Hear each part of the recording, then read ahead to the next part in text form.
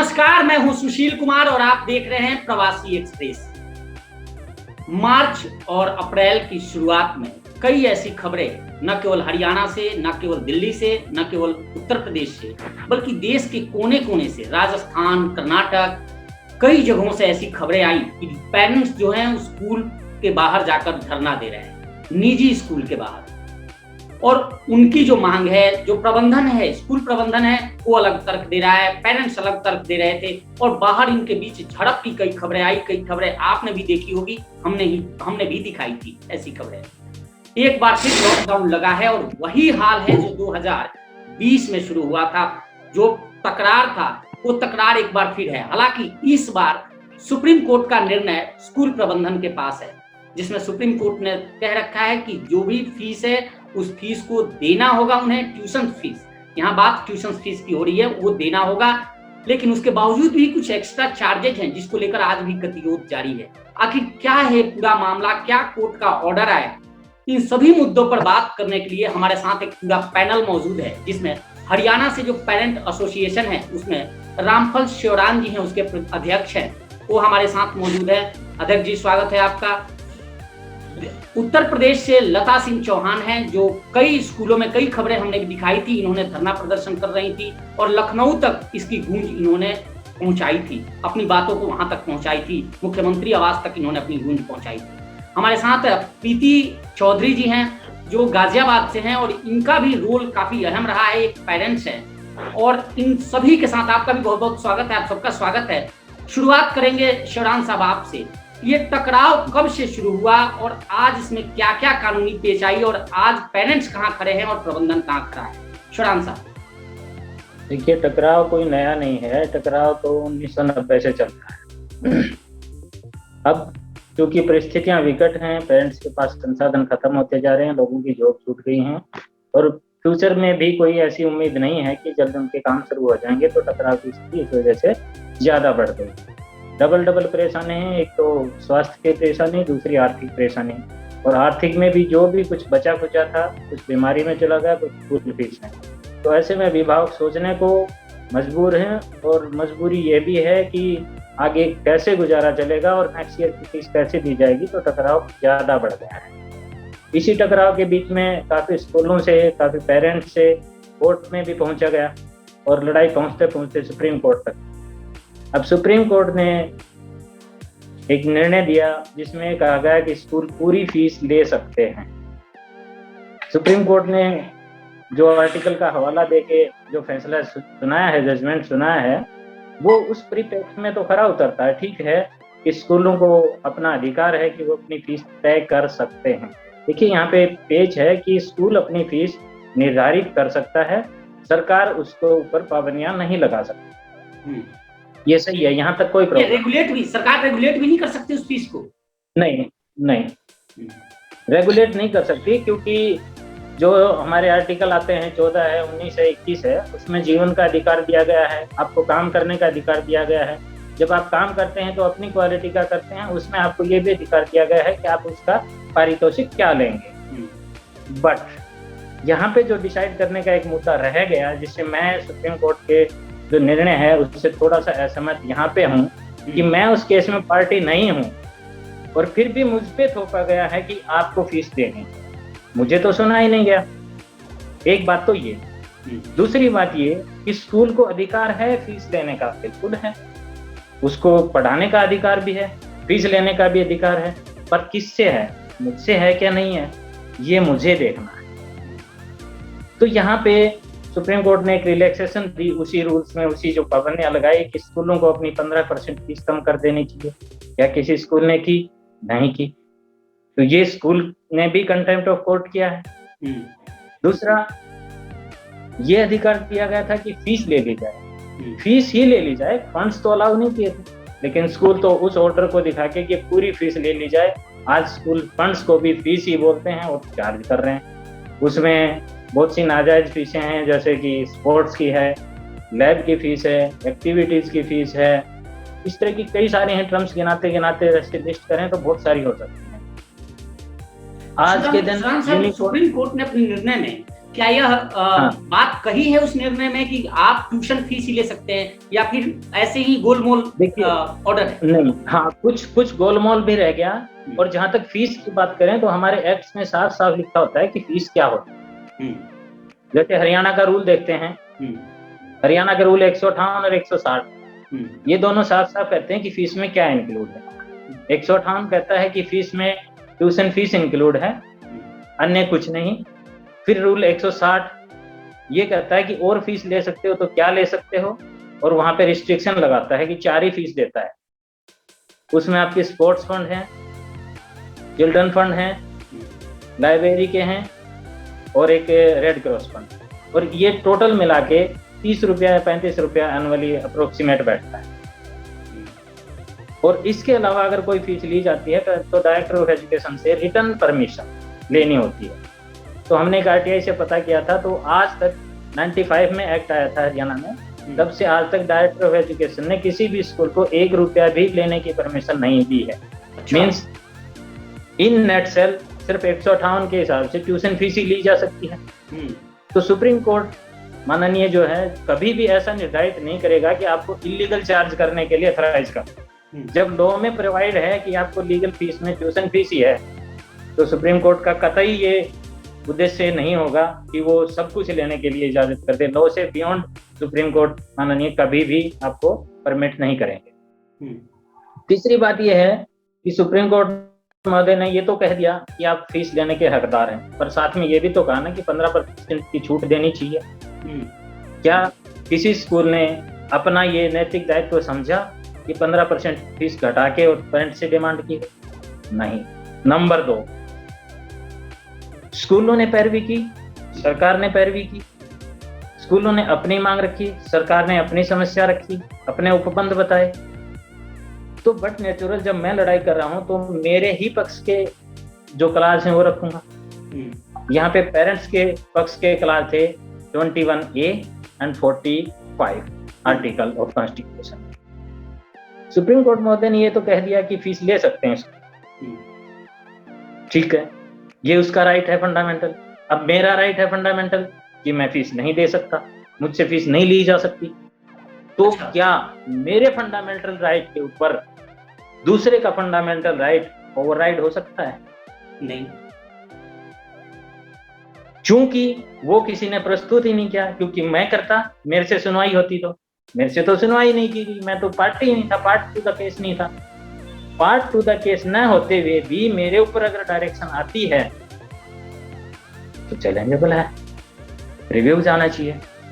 तो पेरेंट्स को मिलकर रिव्यू जाना चाहिए कि सुप्रीम कोर्ट महोदय, यहाँ पे हमारा भी एक फंडामेंटल राइट था 21A में कि मुझसे फीस तो ली ही नहीं जा सकती।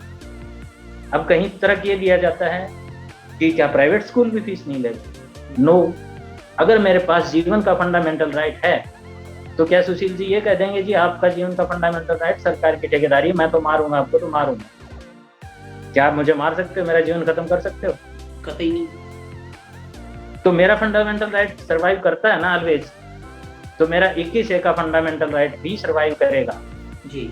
तो फिर और इसमें यह है कि अगर मेरी जी जो पेरेंट एसोसिएशन, मेरी उम्र 14 साल से कम है जी, तो मुझसे तो फीस ली ही नहीं जा सकती। यस, आपको बोलने का अधिकार है, फंडामेंटल राइट है, पर क्या आप मेरी बदनामी में वर्ड बोल सकते हो? नहीं। तो आपका फंडामेंटल राइट मेरे अधिकार पे आके रुक जाता है आपकी भाषा से। हाँ, तो आपका फंडामेंटल राइट मेरे अधिकार पे आके रुक जाता है। By the same way school को फीस लेने का अधिकार है, लेकिन जहाँ पे मेरा फंडामेंटल राइट 21A में आता है वहां पे स्कूल का अधिकार रुक जाता है।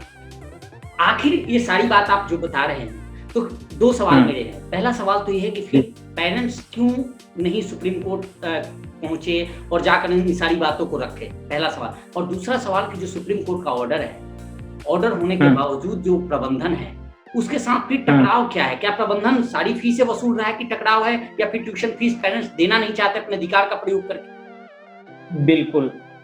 अभी गुड़गांव में भी 8-7 केसों में मैं इन्वॉल्व हुआ हूँ। पहले मेरी तबीयत थोड़ी ठीक नहीं रहती थी जी। मैंने जहाँ पे भी देखा तो स्कूल ने जब जो भी डिमांड लिस्ट भेजी है एज इट इज प्रीवियस में, वो मान लो annual charges, activity charges, computer lab, sport fees, ये सब जो कुछ ले रहा था ना, चालाकी से उसने सारे के सारे अब की बार फीस में मर्ज कर दिया, क्योंकि डायरेक्शन ऊपर से ये है कि आप फीस ले सकते हो। उसने मर्ज कर दिया और स्कूल ने एडमिनिस्ट्रेशन को ये दिखाया जी देखो पिछली बार हम कुल मिला के 40,000 ले रहे थे, अब की बार भी 40,000 ले रहे हैं। अब की बार उन्होंने बाइफरकेशन नहीं दिखाया, जो कि पिछले सालों से बाइफरकेशन दिखाता आ रहा था, और एडमिनिस्ट्रेशन ने कभी भी उनसे ये नहीं पूछा कि पिछली बार बाइफरकेशन में ये थे, ये अब कहाँ गए। और फीस का कंपैरिजन करा तो ये 30% बढ़ गई, ये क्यों बढ़ी? तो इसको लेकर क्या कुछ आप लोगों ने किया है शिवराम साहब? आप हाँ, एक दो आंदोलन हरियाणा में, यहाँ पे गुड़गांव में भी आंदोलन हुए थे, जिनका इन नेटसल रिजल्ट ये निकला कि स्कूल्स को डायरेक्शन कर दी गई कि भाई बच्चों का रिजल्ट मत रखो और क्लासें चलने दो, और पेरेंट्स वहाँ पे सेटिस्फाई हो गए और आगे फिर वो बढ़ाया हुई नहीं। हालांकि फिर जब फीस मांगी जाती है तो फिर वही पुराने उसमें मान लो आज 100 बंदे खड़े हुए हैं, कल 40 जो है ना डिमोरलाइज होकर घर बैठ जाते हैं कि भाई कुछ नहीं होना है, ठीक है ऐसे ही चलना है। मैं अभी एक नामी स्कूल है ब्लूबेल्स के सामने मैं नाम रख रहा हूँ, सेक्टर 10 में मैंने स्टोरी में गया था, वहां देखा कि पेरेंट्स स्कूल के बाहर खड़े हैं। ये पिछले महीने की बात है और काफी वे लोग अपनी बात रख रहे हैं, और हैरानी की बात है कि धूप में पेरेंट्स लगभग 40 से 50 की संख्या में बाहर खड़े थे, और प्रबंधन की तरफ से कोई व्यक्ति इंटरटेन भी नहीं कर रहा था कि आप लोग कौन हो, किस लिए आए हो। उनका दरवाजा लॉक था, सिक्योरिटी पर्सनल खड़े थे, पुलिसकर्मी खड़े थे।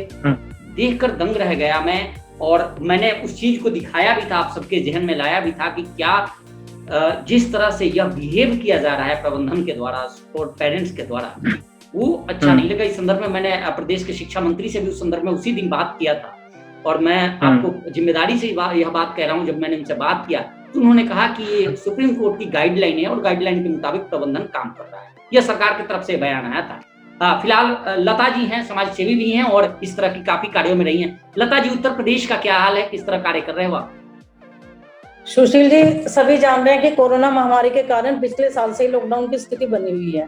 ठीक है, लोगों के पास रोजगार नहीं है, जिनके रोजगार है वो ठप हो गए हैं, नौकरियां लोगों की रही नहीं है, या जिनकी नौकरी है उनको तनख्वाह आधी मिल रही है। अपना घर का खर्च चलाना एक आम इंसान के लिए, मिडिल क्लास फैमिली के लिए बहुत मुश्किल हो रहा है। तो स्कूल की फीस वो कहाँ से दें? बच्चे स्कूल जा नहीं रहे। मार्च में 25 मार्च से 21 मार्च को फर्स्ट 1 डे का लॉकडाउन लगा था, 22 मार्च से पूरा लॉकडाउन लग गया था, और 25 मार्च से पूरे स्कूल में, मतलब स्कूल का पूरे देश में लॉकडाउन लग गया था। ठीक है, जब बच्चे स्कूल नहीं जा रहे, स्कूल की प्रीमिसेस यूज नहीं हो रही, कोई लाइट का खर्चा नहीं, कुछ नहीं, तो फिर स्कूल वाले क्यों फीस मांग रहे हैं?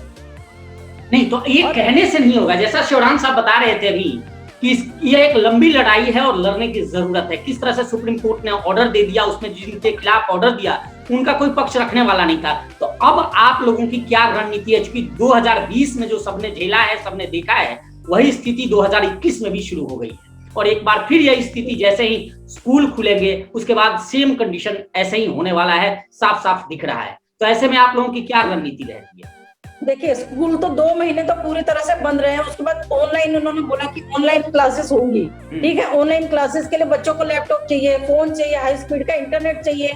ठीक है, तो ये तो पेरेंट्स, और छोटे बच्चे हैं तो उनके साथ पेरेंट्स को बैठना चाहिए, तो ये तो पेरेंट्स के लिए एक जिम्मेदारी बढ़ गई है।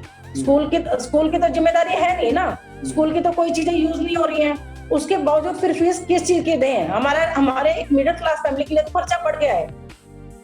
बिल्कुल। अब प्रीति जी, आप पेरेंट्स हो, हालांकि पेरेंट्स तो सब हैं, सबके बच्चे पढ़ रहे हैं, लेकिन आप ये समाज सेवी हैं, शिवराम साहब अध्यक्ष हैं प्रदेश के, आप एक पेरेंट्स हो, आपको क्या क्या कठिनाइयां आती हैं और उसको लेकर आपने अभी तक क्या किया है? सर, जैसा कि अभी इन सर ने भी बताया कि हरियाणा में क्या क्या प्रॉब्लम्स चल रही हैं, अभी लता मैम ने भी बताया, और मैं तो इन दिनों भुगत भोगी जैसी हो रखी हूँ कि मैंने सब कुछ फेस किया है कि स्कूल में, मतलब अपनी फाइनेंशियल प्रॉब्लम को शेयर करो स्कूल में जाके कि सर अभी हम एबल नहीं है स्कूल की फीस पे करने के लिए, तो सीधा सा जवाब होता है कि आप अपने बच्चों को स्कूल से निकाल लो, आप नहीं एबल हो हमारे स्कूल में बच्चों को पढ़ाने के लिए, तो आप गवर्नमेंट स्कूल जा सकते हो। तो ये कौन सा बात हुई कि आप सीधा से ऐसे बोल दो कि आप गवर्नमेंट स्कूल में बच्चों को पढ़ा सकते हो? जवाब देंगे, सुनिए जी। कि मतलब इतनी शर्म आती है स्कूल में जाकर सर, ऐसा फील होता है कि जैसे हमने एक कटोरा ले रखा हो और हम भीख मांग रहे हैं कि सर प्लीज कुछ टाइम का भी टाइम दे दीजिए या फिर कंसेशन दे दीजिए। सर ना कर दी जाती है कि फीस तो आपको पूरी देनी पड़ेगी। ठीक है सर। ऑनलाइन फीस का, ऑनलाइन क्लासेस का जो रहा, ऑनलाइन क्लासेस का भी मैं आपको बताती हूँ कि आप ये देखिए कि 3 महीने मेरे बेटे ने क्लास ज्वाइन नहीं की, सिर्फ इस वजह से कि मैंने फीस पे नहीं की थी। मैंने जाकर रिक्वेस्ट की कि सर प्लीज, मैं पूरा कोशिश कर रही हूँ, अभी नहीं कर पाऊंगी, मेरे हस्बैंड की प्राइवेट जॉब है, मैं नहीं एबल हूँ फीस सबमिट करने के लिए। तो मैम कोई बात नहीं, आप अपने बच्चे को आराम से घर बिठाइए, जिस दिन आपकी फीस अरेंज हो जाए आप हमारे स्कूल में आ जाइएगा, मैं क्लास ऑनलाइन करा देंगे। बट थोड़ा सा हमारे और साथी हैं, उनकी हेल्प से हम DIOS ऑफिस में कंप्लेन वगैरह लगवा के आए, तो रियायत मिली कि हमारे बच्चों की क्लासेस ऑनलाइन स्टार्ट हो गई। अब ऑनलाइन क्लासेस में भी आप ये देखिए कि नेट का खर्चा हमारा है, ठीक है, पढ़ाना हमें अपने बच्चों को खुद से ही है। टीचर अपनी फॉर्मेलिटी पूरी करके छूट जाती है कि हमने लेसन एक्सप्लेन कर दिए हैं, आप अपने बच्चों को तैयारी कराइए। अब UT है, एग्जाम्स है, सबकी तैयारी हमें खुद से करानी होती है। अब अपना घर देखेंगे कि हम अपने बच्चों को देखेंगे, लेकिन जिम्मेदारी हमारी हो गई है क्योंकि हमारे बच्चे हैं। ओवरऑल जो एक पनिशमेंट जैसा फेस करने मिल रहा है कि बच्चे हमारे हैं, तो हर चीज की जिम्मेदारी हमारी ही है। स्कूल वालों को सिर्फ फीस चाहिए। हमने ये तक भी कहा कि सर हम ऑनलाइन फीस लीजिए, आप जो अपनी क्लास की फीस ले रहे हैं ऑनलाइन क्लासेस की पढ़ाई की, बाकी जो और आप एक्स्ट्रा एक्सपेंसेस दिखा रहे हैं कि आप स्कूल के बिल्डिंग चार्ज दीजिए, आप और भी एक्स्ट्रा एक्सपेंसेस दीजिए, तो वो किस ऊपर देने की बात बनती है? मुझे नहीं समझ में आता है कि वो हमें देना चाहिए या नहीं देना चाहिए। मैंने अभी तक फीस नहीं दी, पिछला पूरा साल मेरा ऐसा चला गया, इस साल भी अभी मेरे बेटे ने एक दिन भी क्लास ज्वाइन नहीं की है कि मैं इसी बात पर हूँ कि मैं ऑनलाइन क्लासेस के बिहाफ पर ही फीस दूंगी, बाकी की फीस मैं नहीं दूंगी। शौरान साहब जी देखिए, सबसे पहले जब स्कूल ऐसा बोलता है कि अगर आप फीस नहीं दे सकते हो तो बच्चे को ले जाइए, बाद में नंबर एक तो डायरेक्ट आपकी डिग्निटी के ऊपर प्रहार है और उसमें आपके पास राइट्स हैं कि आप उसको परस्यू करके और उनको सजा करवा सकते हैं कि हमारी डिग्निटी को ऐसे हार्म किया। नंबर 2, स्कूल को ऐसा कोई राइट नहीं है, वो किसी भी रूम में आपको ये नहीं बोल सकता कि आप अपने बच्चे को निकाल लीजिए। स्कूल जब ओपन किया हुआ है, एस्टेब्लिश किया हुआ है, तो वो अपनी मर्जी से स्कूल को बंद भी नहीं कर सकता और बच्चों को निकाल भी नहीं सकता। शौरान साहब गाइडलाइन ही है, मैं गाइडलाइन का भी जिक्र करूंगा, आपसे भी जानना चाहूंगा। मैं पेरेंट्स को हमेशा ये कहता हूँ कि आप स्कूल में जाके कभी बात मत कीजिए, टेलीफोन पे कभी बात मत कीजिए, अपना सारा का सारा कम्युनिकेशन रिटर्न रखिए। और आप मैडम ने खुद ही बताया है, रिटर्न में जब भी आप एक डॉक्यूमेंट मूव करते हैं आपकी समस्या सॉल्व हो जाती है। आपकी क्लास बंद है, आप DO को, प्रिंसिपल को रिटर्न में लिखिए, आपकी क्लास इंस्टेट हो जाएगी। क्योंकि जब तक आप वर्बल करते रहेंगे और अपनी लाचारी दिखाते रहेंगे और अपने आप को जो है ना कुछ दबा हुआ फील करवाएंगे तो स्कूल वाले आपको और दबाएंगे। इसलिए अपने सब कम्युनिकेशन रिटर्न में रखिए ताकि जरूरत पड़ने पर उनको कानूनी रूप में भी यूज किया जाए। और जो फरवरी में सुप्रीम कोर्ट की गाइडलाइन है, उस गाइडलाइन में साफ जो गाइडलाइन क्या ऑर्डर है, उस ऑर्डर में साफ लिखा हुआ है कि आप किसी भी बच्चे को फीस की वजह से स्कूल से बाहर नहीं कर सकते, ना ही उसे किसी एग्जाम देने से रोक सकते हैं, तो विड्रॉ नहीं किया जा सकता। और आपके उत्तर प्रदेश की बात बताऊं तो नोएडा में जो DM है वहां, उन्होंने एक आदेश जारी किया है कि कोई भी स्कूल किसी भी बच्चे के किसी पेरेंट्स को फीस के लिए दबाव नहीं दे सकता है इस समय में। ये अभी हाल फिलहाल की गाइडलाइन है जो DM ने जारी भी किया है। फिलहाल किस तरह से शौरान साहब कुछ कह रहे हैं? सुशील जी, अगर गाइडलाइंस ना भी होना तो honourable supreme court apex body है और उसकी खुद ऑर्डर है, डायरेक्शन है, आप ऐसे स्कूल के खिलाफ सीधे सुप्रीम कोर्ट में कंटेम्प्ट फाइल कर सकते हैं।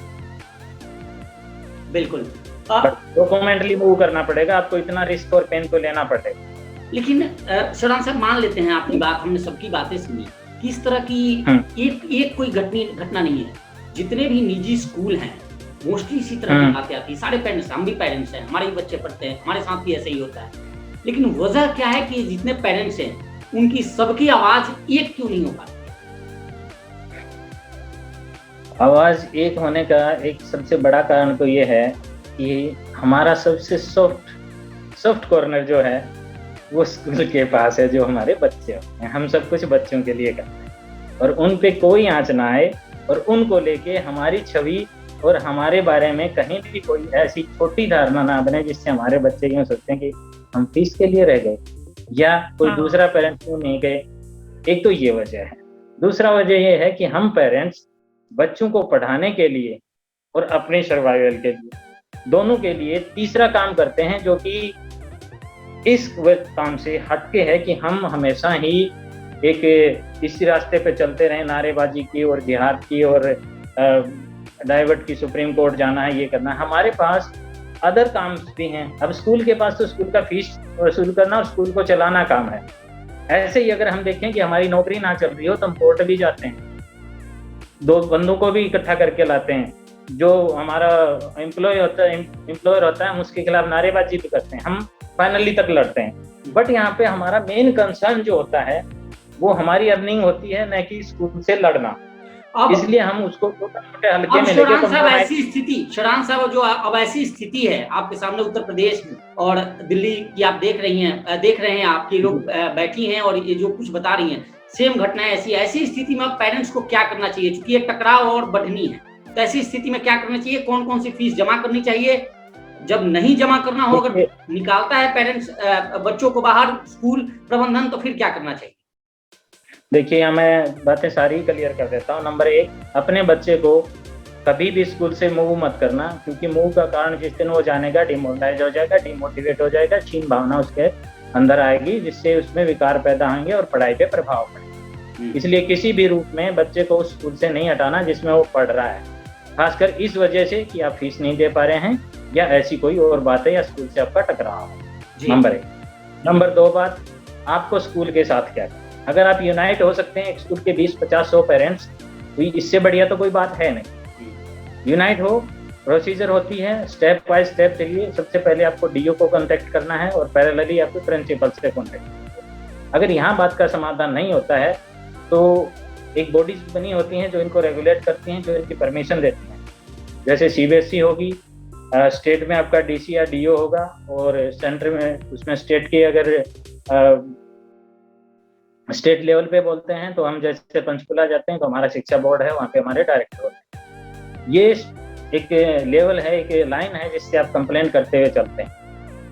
मेन प्रॉब्लम छोटी मोटी जो कुछ कहना चाहते हैं, 90% छोटी प्रॉब्लम होती है जो डीओ पे सुलझ जाती है। मैं सभी सदस्यों का अभिवादन करता हूँ कि जितने कानून, जितने पहलू बताए जा रहे हैं हमें या हम डिस्कस कर रहे हैं, मैं प्रैक्टिकल बातों की बात करता हूँ। एक तो हमारी खुद की कमी, जो इन्होंने कहा चौहान साहब ने, कि हमारी आवाज एक क्यों नहीं हो पा रही। उसका कारण ये है कि हिंदुस्तान में शिक्षा का बाजारीकरण हो। हम एज ए शिक्षक जब रहे तो टीचरों को गुरु मानते रहे, उनका हमेशा सम्मान करते रहे। आज बच्चे पढ़ते हैं तो उनको गुरु मानते हैं, उनका सम्मान करते हैं।